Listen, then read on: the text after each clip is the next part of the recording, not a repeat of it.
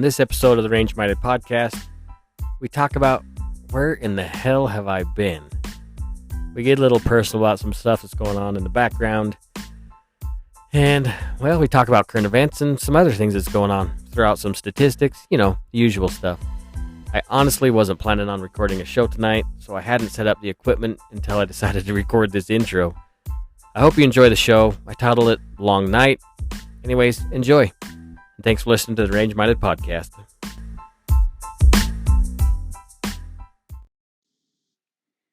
The world crumbles down around us while we play fiddles and watch courtroom hearings of celebrities that mean nothing.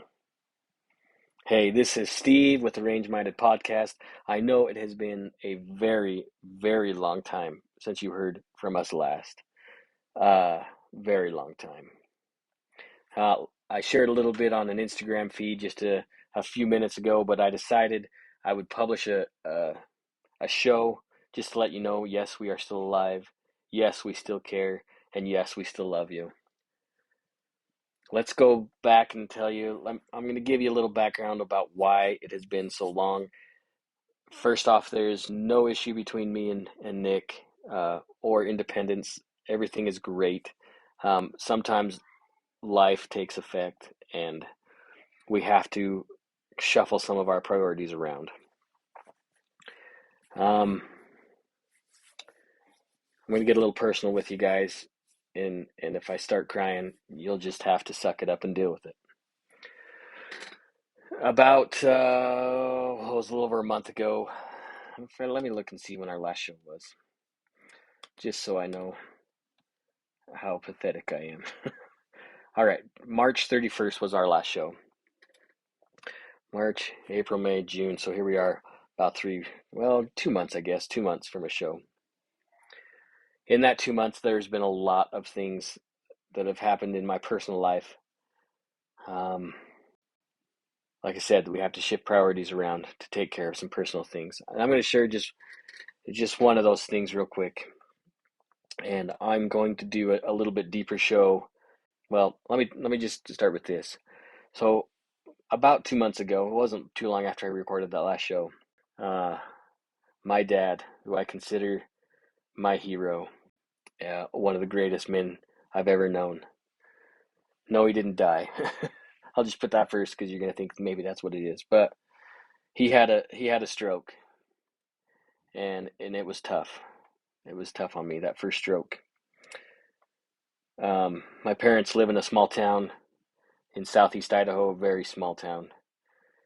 The closest hospital, or I guess you could call it a hospital, is about 20 minutes away. They do not have a lot of resources at that hospital. It's a very small hospital. My mom gets him to the hospital. They get him stabilized. They look at the stroke, whatever they do for a stroke. He stays in the hospital for a few days, and then he's released. He goes back home, and then he thinks everything's awesome. That would have been he came home on a Thursday, I think. My wife and I and my kids went down there to see him Saturday, my nephews, and we were all over there working on the house, getting it ready for him, and because we knew he'd be in a wheelchair and a walker. So we get the house ready for that kind of stuff. By Tuesday, he has another stroke.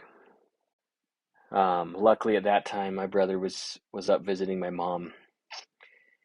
He gets my mom and my dad in the car. They get down to the University of Utah Hospital, and they do whatever they need to do there. The University Hospital has a stroke center that they recently opened. We feel that as a great blessing and a tender mercy. He gets into the hospital. He gets into the unit. They do what they can. He was down there for quite a while.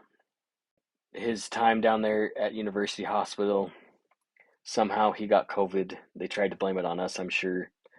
I've never had COVID. None of us were sick until after. Well, I never got sick, but my mom and my sister got sick after they left the hospital. So I'm pretty sure everybody got sick in the hospital other than me. So I'm not sure how my dad got COVID. Along with COVID, he suffered 2 more strokes and a heart attack. Mind you, this is all within 30 days, maybe less. None of us are allowed to go see him. During the COVID, he was quarantined 10 days. You have to understand, with the stroke, my dad was unable to answer a phone, unable to get out of bed, uh, unable to do anything by himself. 10 days I was not allowed to see or talk to my dad.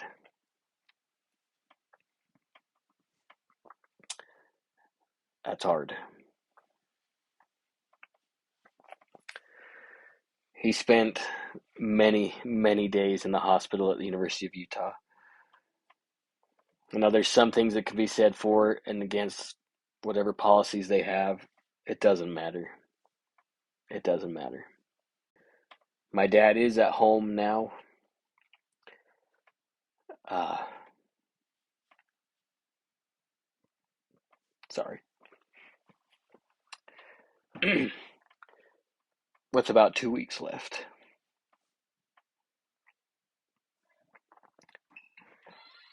Those of you that may have lost a parent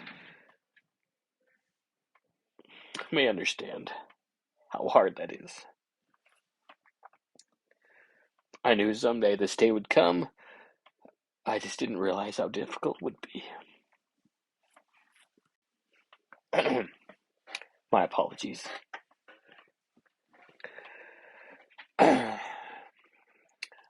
Boy, I gotta clear out that stuff. That probably is the most annoying sound to listeners, me clearing my throat. I apologize so much. What it comes down to, I guess, is this. If you have parents left, don't waste time with them. Well, that's not what I mean. Like, don't go see them. When you're with them, don't waste your time while you're there. Make every minute count. When you're with your kids, make every minute count. You never know when life makes its changes for you. That is not what this show is about. Uh, like I said, there's some other things that we're going through as a family that just are. It is life, and it's stressful, and it takes time away things that I enjoy doing, and helps me refocus on things that I should be doing. That is why it's been so long since the last show. A lot has happened in those last 2 months, 2+ months. We've seen multiple shootings,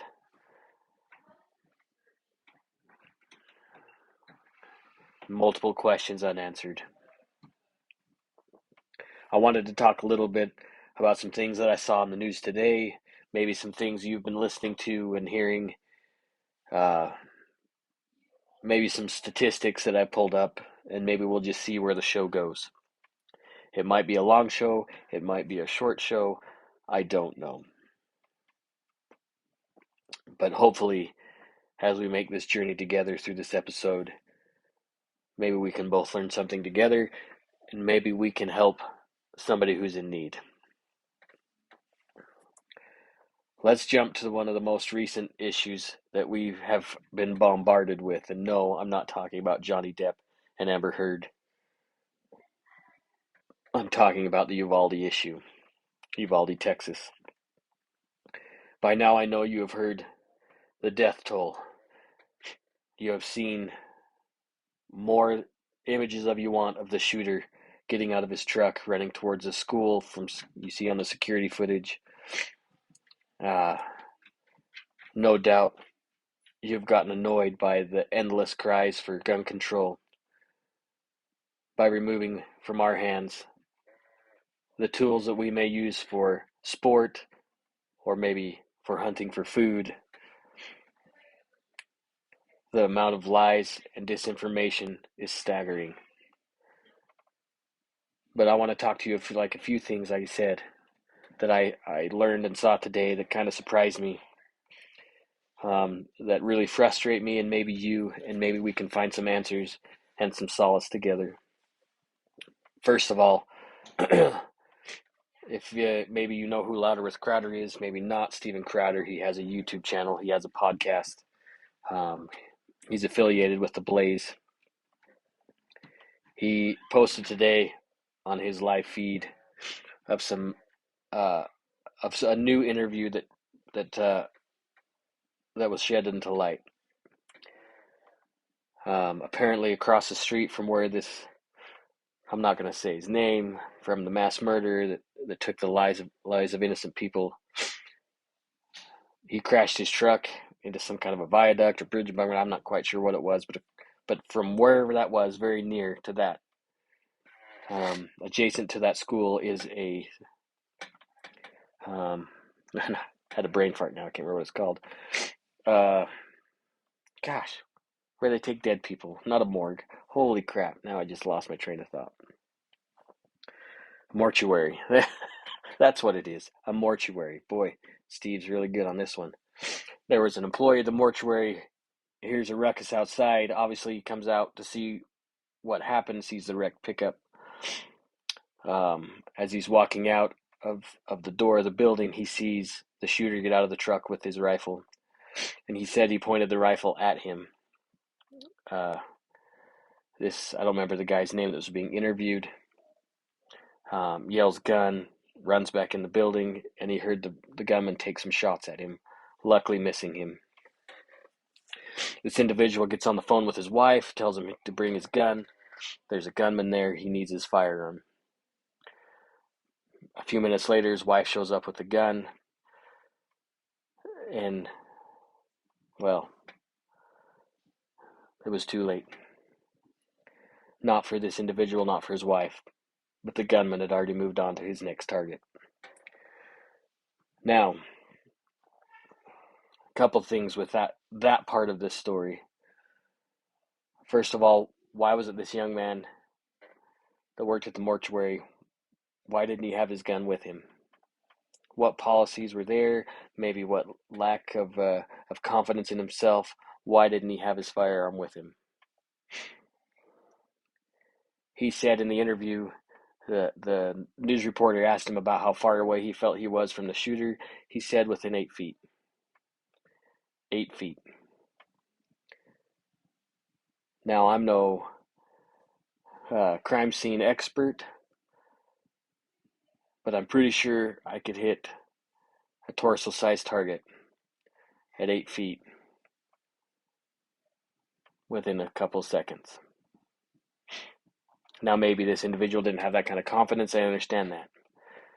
But the situation would have been resolved much, much sooner. Now, we know that the shooter found his way into the school with a propped open door. No security at the school. No resource officers. No armed teachers. No armed security. Nothing. Now, there's conflicting reports between Uvalde police, the state police, the Rangers, and whoever, what other federal agencies were there. Border Patrol was there. There were a lot of agencies that responded to this situation, and I know you're familiar of the timeline. That he was in there somewhere between 60 and 90 minutes in this school. Dispatch received many, many phone calls of kids fearing for their lives. Gunshots ringing in the background. Yet the agencies were told to stand down and not go in. Now, maybe you heard of the other interview of the lady, the mom, who is a hero, who showed up. She said she was able to get closer to the building than any of the emergency vehicles that were there. Claimed she wanted to go in and get her 2 boys. She had 2 boys going to that school. They put her in handcuffs. They told her that she was impeding on an investigation. Not impeding on a current crime scene, on an investigation. That sure sounds like they knew about this guy before, doesn't it? Maybe that's just speculation. They handcuffed her, told her that she was detained, she couldn't go into school. I don't know how long it transpired. She said that I can't remember who it was, told the police to unhandcuff her. They did so, and she ran into the school. She saved her two boys' lives. She said she could hear the shooting in the school. She knew the direction of where the shooter was at, but not one law enforcement agent inside the building. She came back out. They threatened to arrest her. They told her if she talked about this to the media, that she'd be violating her probation. She was on probation 10 years ago. Sounds like somebody's trying to cover their ass. It's disgusting. It's disturbing. It's despicable. Why is it that one man getting his hair cut at a barber shop down the street, hearing gunshots, seeing sirens, why is it he was able to take a borrowed shotgun from the barber, run to the school, and address the situation? He was not even on site at the time. He ran to the school. Why were there no officials inside the building? Why were there several agencies that had already responded that done nothing? Why? Yet we are the incompetent ones that are told that we cannot have firearms. If I sound a little salty and bitter about this, it's because I am. We see the shooting in Boston. There was a shooting in Philadelphia. There was another shooting, I can't remember where else. Suddenly, there seems to be shootings and gun spree violence across the nation. Oddly, when they're trying to tell us that we are no longer to exercise our Second Amendment rights. Yet not one conversation was given, or has been given for a very long time, about how many firearms saved lives during the year. Not one. They're ignoring the graduation party in Texas where another wannabe murderer showed up with his assault rifle, air quotes, yet was dispatched by a concealed carry holder, a valiant hero who shot him and killed him before he could destroy the lives of many families. Today I noticed there was another school shooting at a graduation party, but at the very bottom of the report, they said they believed it was gang related. I'm sure they were carrying assault rifles. Said in sarcasm. Why do we have to keep having these debates? Why do we have to have our good faith and credibility destroyed because sadistic madmen feel like they need to be tough and strong by murdering others? Sure, we could go through the topics of needing to do something. Yes, we do need to do something. We need to stop telling kids that they can be whatever they want. We need to stop confusing them at very young ages. We need to stop giving trophies for participation. And we need to let them know that life is hard and is full of hard decisions. And we need to learn how to make those decisions wisely. I was talking with my son not very long ago about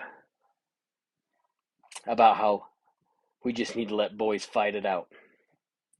Maybe that's sadistic in its own way, but I remember as a kid, you get in a fight with somebody for saying something about how you look or what you did, you punch it out behind the school, and then you were friends for the rest of the school year. Now, kids have to say things online, make fun of other people, bully, do whatever they want to do because it makes them feel more important with no recourse. We see city after city, mostly Democrat run, releasing these criminals without bail, opening the borders, allowing drugs to come across with no recourse. The newsreels are filled with repeat offenders murdering people. Repeat offenders. Maybe some of you have recently heard about a young man in my area who went missing. Dylan Rounds. Dylan is a very good friend of mine. Well, he's not a friend of mine, but his uncle is. A very good friend of mine. Dylan works in or has some property kind of on the where Nevada, Utah, and Idaho meet. It's some farmland out there. Dylan's been missing since Saturday, which, well, I guess is the time as this gets released. It's a Monday, so he's been missing for a while now. From what I hear, the nearest town is a cesspool of crime, drugs. The cops won't even go into the town. I've heard stories from the search party over the weekend was looking for Dylan that they have found all sorts of disgusting things in the desert. Disgusting things. We're allowing crime to go rampant while the criminals do what they want. They know there's no recourse. We're letting the same thing happen with kids on Facebook. No recourse. They'll say whatever they want. We see criminals stealing whatever they want out of grocery stores, drugstores, and nobody stops them. But everybody seems to take videos to get the most likes. We do not have a gun problem in the United States. We have a people problem. We have a respect problem. We have a lack of God problem.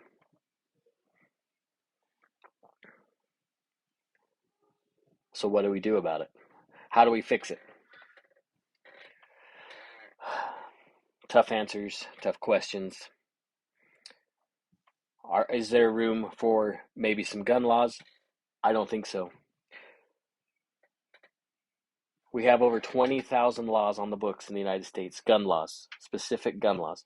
Over 20,000, state and federal level. There are plenty of laws on the books. Many will say, well, the answer to the gun problem is not putting more guns on the streets. I disagree. I believe putting more competent people with great training and understanding of the responsibility of gun ownership would decrease crime. If a bad guy knew that he would get wasted for assaulting a woman, he would probably make a different choice. Maybe I'm narrow-minded, maybe not. We harp on training a lot on this show, a lot. Maybe carrying a firearm is not a good option for you. I respect that, I understand it. But it doesn't mean you can't get training. It doesn't mean you can't go rent a gun at a range where they teach great classes, whether it be Independence or any other range across the country. Get good training and understand it.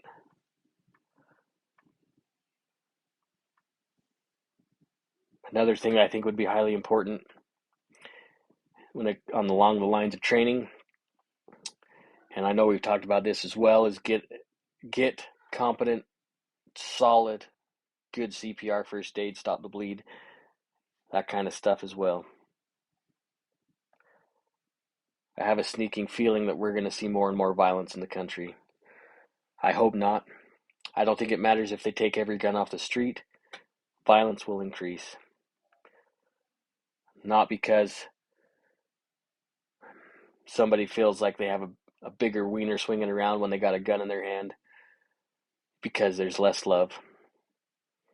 I know that sounds so hippie, but it's true. There's less respect for life, less respect for property, less respect for your neighbor. You may or may not be a God-fearing person.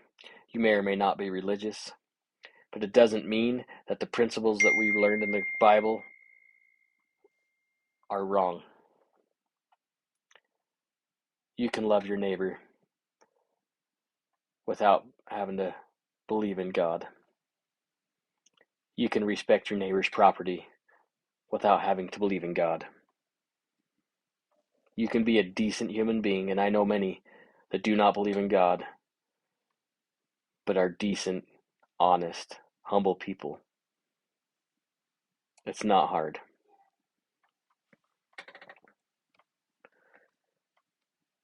All right, I want to throw some statistics out for you real quick.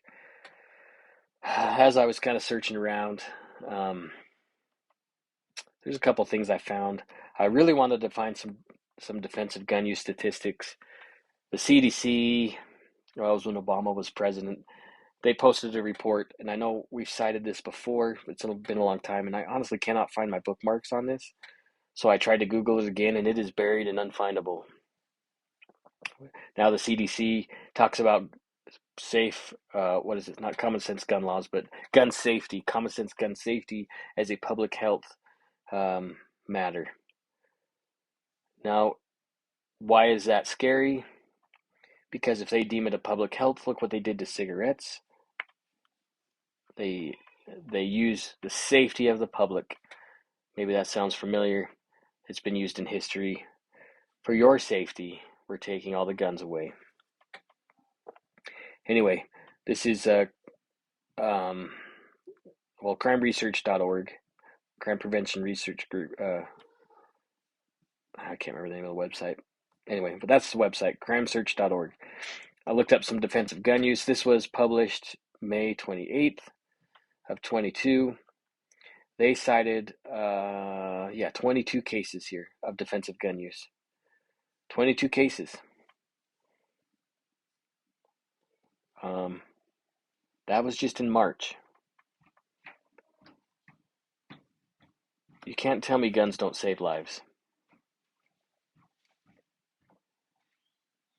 Excluding Texas. Excluding Uvalde, Texas. There were many guns on site, none of them deployed. Yes, that frustrates me. That's a funny thing. They say we need to take guns away. What happens when something happens? Who do we call? You call the cops. What do the cops bring? They bring guns. The average response time of a police, from when you make the call to where the cops show up, is up to 11 minutes. Sometimes shorter, sometimes longer. 11 minutes is roughly the estimated time. 11 minutes. If you guys have ever done jiu-jitsu or any kind of martial arts or wrestling, boxing, that kind of thing, let's use jiu-jitsu as that's a great example. If you've rolled around for 1 minute on the mat, 1 minute, that's a long time. I know. Another thing you could try, I want to see you do jumping jacks. Jumping jacks for 1 minute, solid, fast as you can. That's a long time. 11 minutes is a long time. 60 minutes is an eternity. A lot can happen in 11 minutes. A lot can happen in 1 minute. They say that most shootouts end within 2 seconds. That may be true. I don't agree with that. Maybe it's 2 minutes. I can't remember now. I'm mixing all sorts of statistics up.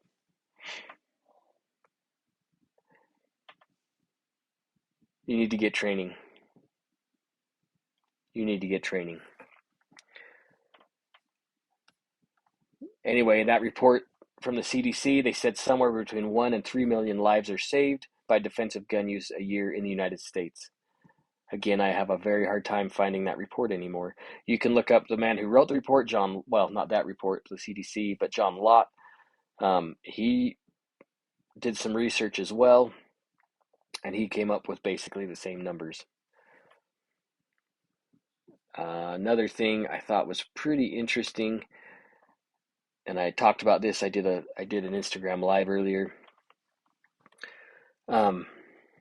When do you think the very first school shooting in the? I think we talked about this on the show once too. The very first school shooting in the United States. Some of you might say, Columbine. Some of you might remember. Actually, I got to look this up for sure. Let me pull this up real quick. Texas.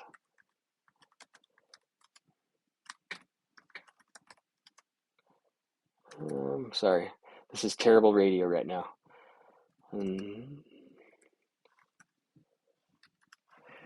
Maybe you're thinking, that was close. I talked about this on my Instagram Live. Maybe you guys remember hearing about the Texas Tower shooting at Texas A&M, 1966. Man, that's going back there a ways, isn't it? That's not the first school shooting. Maybe you guys are thinking, I remember hearing something about a school shooting in 1979. That's not the first school shooting. 1968, Chattanooga, Tennessee. There was a school shooting. Nope, not the first one. Well, maybe here's one, 1953, Louisville, Kentucky. Nope, not the first one.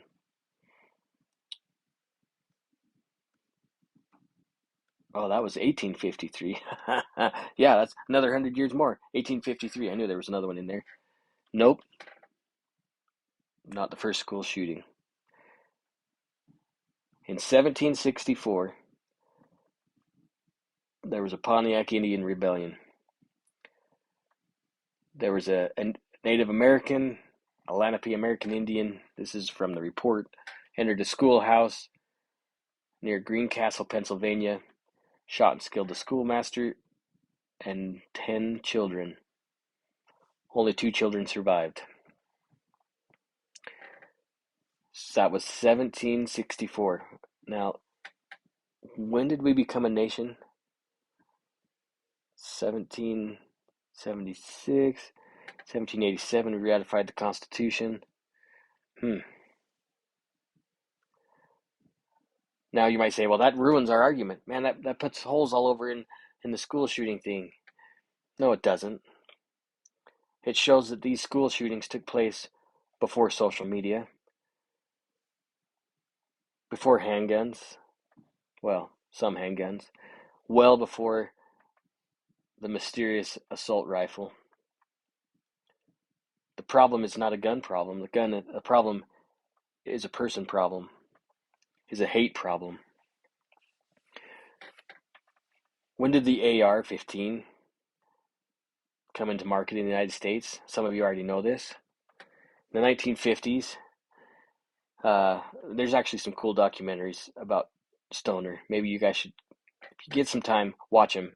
Stoner in the 1950s developed the AR-15, not assault rifle, Armalite rifle. He worked for the Armalite company. He created the company, used a lot of new age materials that were used in the aeronautical. He was an aeronautical engineer. Okay, he made airplanes. Anyway, he used a lot of the same materials. He thought, hey, could be used to make a lighter, more efficient firearm for the military. No, the AR-15 was not a military use weapon. If you think it is, I want to know what unit you find that ever has used and carried the AR-15. 1950s, Stoner designed the rifle.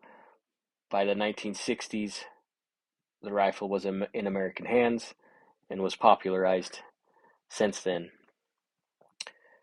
Now, you remember me saying, we had this Texas shooter, right? Texas A&M shooter. Man, he had to have used an AR-15, right? No, he did not. Well, maybe Columbine. Didn't they use AR? No, they did not. In fact, AR-15s, not just AR-15s, but all rifles combined are less than 5% of gun deaths are used in shootings. Hands and feet kill more people than AR-15s in the nation. Yet it's vilified.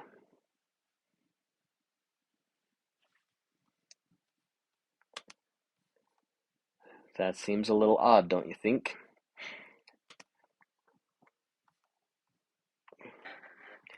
Now I gotta find I found some really cool statistics. I think it was on here too.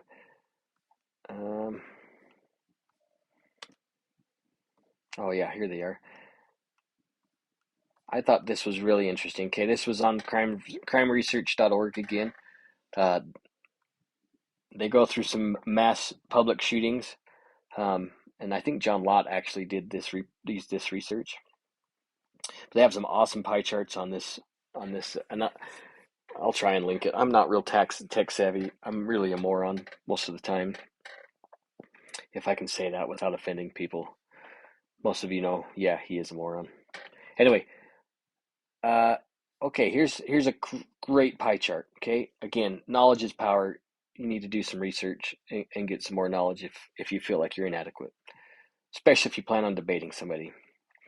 So this was mass public shootings by weapon type from 1998 to 2002. So this would include Columbine and beyond. Okay. Let's see.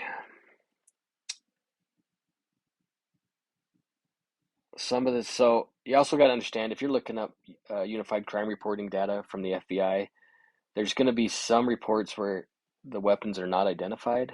So I'm sure that takes an effect into this pie chart. So handgun and shotgun. Okay. So the use of both, 9% of all mass public shootings were they used in tandem. Handgun and rifle, all rifles, okay, 12%. Murders with only shotguns, 4%. Murders with only rifles, 14%. Okay, now this data was collected up to May 29th. It's fairly recent. Murders with all three types of weapons, that includes shotgun, so shotgun, rifle, handgun, are only 3%. Well, if you've been adding those percentages up, you're going to realize there's a big missing number. Okay? Handguns only, handgun use only for mass shootings is 58%. Again, we're vilifying, or we're not, but the left is vilifying a very, very minute problem in their eyes, but yet they're tearing it apart. Okay? This one is one I shared with my wife. She was down here reading a book earlier, and I had like an aha moment for her. She didn't. I asked her a question. I guess I asked it wrong. Anyway, what do you guys think? The percentage of mass shootings that happen in gun-free zones. Maybe this is surprising to you. Maybe not. I found it unsurprising personally. From all the mass shootings from 1950 to 2022. So this encompasses a great deal of events. Out of all the mass shootings from 1950 to 2022. Now, I'm not quite sure how they categorize mass shootings. Maybe there's some footnotes in this report. 4% take place in a gun-free zone, which means that 96% of mass murderers who use a gun choose a gun-free zone. 96% of the time. Now that should tell you something. Why do you think they choose gun-free zones? Because they know they'll have little to no resistance. Here's something else I found interesting. The age of killers from 98 till 22. That's 1998 to 2022. And some of these numbers are way too high. So 11 to 15-year-olds, 4%. That's way too young. That's pretty sad. 16 to 20, still way too young, but that takes in, you would think, a huge percentage. That's only 13%. 21 to 25 was the highest percentage at 20. 26 to 30-year-olds was 12%. 31 to 35 was 8%. I thought this was kind of interesting. 36 to 40-year-olds was 15%. And then the older we get, the far less the percentages get. By demograph, male or female, which I kind of already knew this. Only 3% of mass shooters are females. We already kind of had an idea that that was the case. 97% of bad people are men. I shouldn't say, maybe not. No, scratch that. Of mass murdering shooters that are male, not bad people. We're not all men are bad, right? Um, Something else I found rather interesting is they went by race. 55% of them are white, 15 black, 7% Asian, 8% Middle Eastern, 10% Hispanic, 3% Native American, and 2% unknown. I don't know. Maybe they were aliens or something. I'm not sure what that 2% was. Um, I know they're trying to say that mass murders went up, and I'm going to do my best to link this report, but there's some really interesting graphs here. Um, in 2017, I guess, well, wasn't that the Las Vegas shooting was in 17? That was a big deal. That's um, the highest number of attacks uh, per year was in 2017. 2012 had a very high number. 2016 had a high number. 18, 19, and 20. 2020, I was going to say, was the lowest year from 98, but no, it looks like it looks like 98 was pretty low. 2001 and 2 were very, very low. Uh, this year, I'm sure, as you can see, because it's getting reported so much differently. That's one thing you need to understand. They talk about the assault weapons ban and it saved so many lives and all this stuff. Well, they also were category or not the way they calculated what a mass murder was or a mass shooting was there used to be a lot more people. Now it's four or more, so it encompasses more data that way. Anyway, I just thought that was interesting. This is probably a really boring show, and I'm sorry. Um, I'm just kind of going on a rant, I guess. uh, Next thing, and then we'll wrap it up with this because I know you guys have been. I don't know if you, for those of you who stuck around for the last whatever 40 minutes or whatever it's been, congratulations. Go get yourself a cold one. What do we do now? Well, obviously we need to get involved politically. Now, I'm not saying go crazy, walk around the streets with your AR-15s and starting argument. Don't do that. That is absolutely stupid and it is counterintuitive to our argument. But what you should be doing is taking people shooting, having good conversations, arming yourself with real data so when you have a conversation with somebody, you can point them to where to find the information and help them move along. And maybe you might learn something too along the way. We talk about getting involved politically, so find a good Second Amendment um, group in your state or your town. Um, I don't normally lead people to the NRA. I'm hoping that there'll be some good changes in the NRA. That there was rumors that there were going to be some changes, but I have yet to see it. I would probably use my money towards somebody like the Firearms Policy Coalition or something like that if you want to go national. There's some other really great organizations out there. If you carry a gun, I suggest getting some carry insurance, whether it be through USCCA or some of the other organizations out there. There's some really good ones and there's some really bad ones. So do your research before you spend that money. We talked about training. Please get some good training from competent people, um, and then share that knowledge with others. Be good stewards. We talk about being good stewards of the Second Amendment. It's not an easy thing right now. It seems like it's a losing battle, but if we don't do something, it will be a losing battle on our end. And hold the politicians' feet to the fire. Man, get involved. Uh, I think we're going to see so much more violence and hate, and maybe it's orchestrated, maybe it's not. I don't know how you feel about that. I honestly don't care how you feel about that. Um, in the state of Idaho, anyways, I don't know what it's like in your states or where you're listening, but in the state of Idaho, it's up to the school boards to allow teachers to carry. It's not a state issue, it's a school board issue. And we know, and if you've ever had to deal with any of the education side of stuff, it's kind of tough. But if you know your local administrators, you know your local board, talk to them, go to school board meetings, bend their ear, get involved, run for school board, whatever. I mean, the amount of crazy stuff that goes on in the schools is bad enough as it is. We just need to get involved. Okay. Um, yeah, don't be scared to have conversations with people. Um, and and really, it seems like a lot of people don't care about their neighbors anymore. They don't talk to their neighbors. I'm guilty of it too. It's easier just to come home after a long day of work, just stay in your house, kick your feet up, turn on TV, and just zone the world out.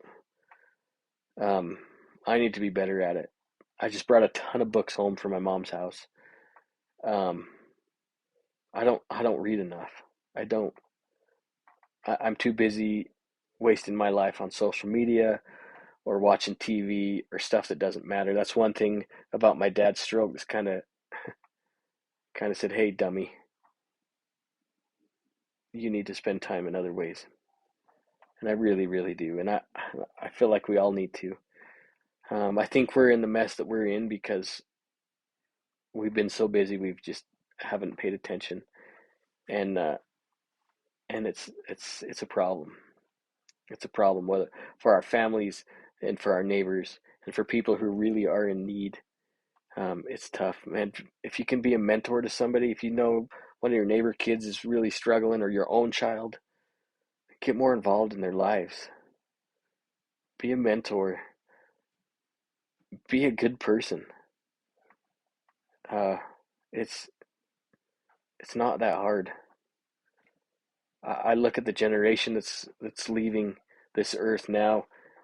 War heroes from Vietnam, from Korea, solid people from just from the salt of the earth, man. Good, solid people that have had to work for a living. These people are leaving us, and we're not learning from a lot of their examples. I know there's some bad people from all walks of life, but I strongly believe that there are more good people on this earth than bad people. It's just the good people don't share it. Get involved. Get involved in your community. Get involved in your schools. Get involved in your kids' lives. Get involved in your neighborhood. Be honest. If you're a God fearing person, pray. Read your Bible. Read your scriptures. If you're not a God fearing person, be honest. Be true. How many of us remember what the Boy Scouts used to be? Be a good Boy Scout. It's not hard. Maybe it is hard. Maybe it is. Uh, I guess it is hard sometimes. It is hard to be different from what society thinks you should be. But it's okay to be honest. It's okay to be true. It's okay to be kind. It's okay to cry. It's human nature. It's okay to be an individual.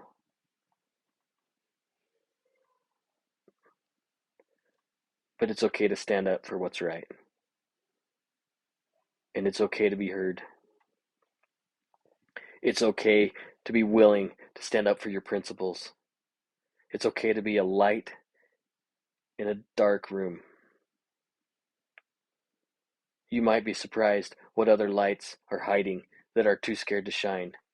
But when you stand up and you shine, they shine with you. It's okay to be the one who helps the old lady across the street, who holds a door open for somebody. If you see somebody struggling, to help them, it's okay. They might think you're weird. Others might see you as an anomaly, but it's okay to be the good. Because I promise you, when you are the good person, when you are the light, somebody sees it. And somebody else is willing to be a light after that. And that's what this world needs. That's what this country needs. That's what our neighborhoods need. We need courageous men and women who are willing to stand up for what they believe and to show their kids it's okay to do the same.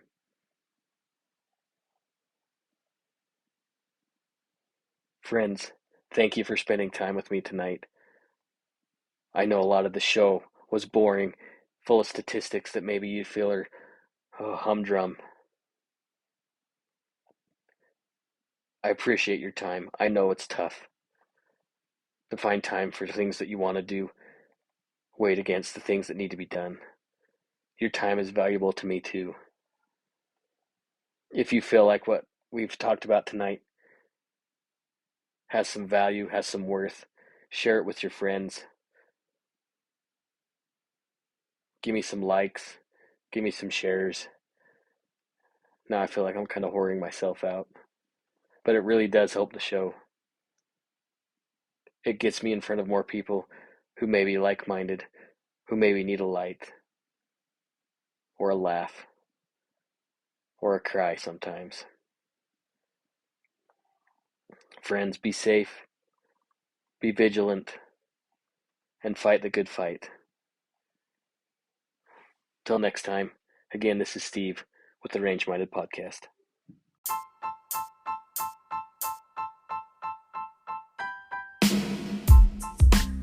Hey gang, we really appreciate you guys hanging out with us. If you liked this episode, make sure you let us know and everyone know by giving us a 5-star rating and maybe sharing us with your friends. If you have an idea for an episode or a guest that you think would be cool to have on the show, or you just want to get in touch with us, you can email us at podcast@iishooting.com or hit us up on Facebook or Instagram at Range Minded Podcast. Thanks again, and take somebody shooting.